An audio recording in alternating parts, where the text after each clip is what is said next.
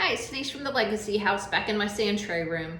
One of the things, the skills that I've worked on this week with a couple of my young ones is the ability to distract themselves. And it's when they can see, sense in their body that maybe their heart rate is going up. And we've talked about using the heart monitor, using some breathing to do those things. So those are the calming skills.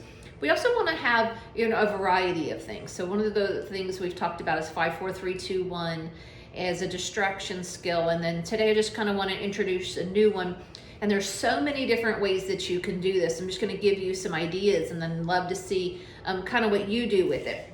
So what I did on simple construction paper is I drew some patterns out. So something like this, maybe something a little bit, simpler. Maybe it gets a little bit harder. It can even talk about maybe this is angry, and maybe this is just feeling kind of crazy and out of control. And so we give these to children when we're beginning to sense that they're getting overwhelmed. All we're trying to do is pull them out from the back part of their brain, and we want them to go into this front part of their brain as much as they can. It's not fully developed until mid to late 20s, into this prefrontal cortex, which is your choosing mind, where you're able to make really good, well thought out decisions.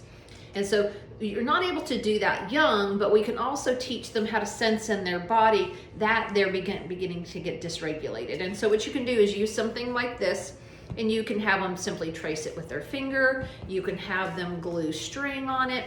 You can have them use pipe cleaners and trace it. I've used it in sand, either put this in the sand and then have them see if they can trace this in the sand. I've had them try to copy this in shaving cream that we've used in the playroom on a table.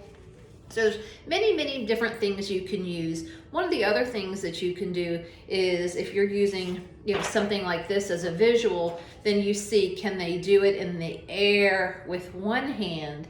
And then even more challenging, and it's where you get into being able to use both sides of your brain, is when can you do it with both? And then you hold up the other one. So you're gonna do this with one hand, and then can they do it with both?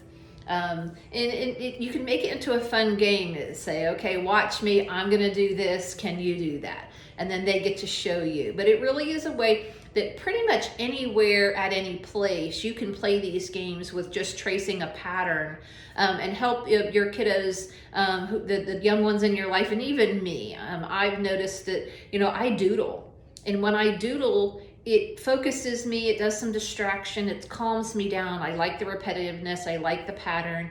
And I've kind of developed this own little doodle that I do that's specific, and I'll fill up a whole page that way.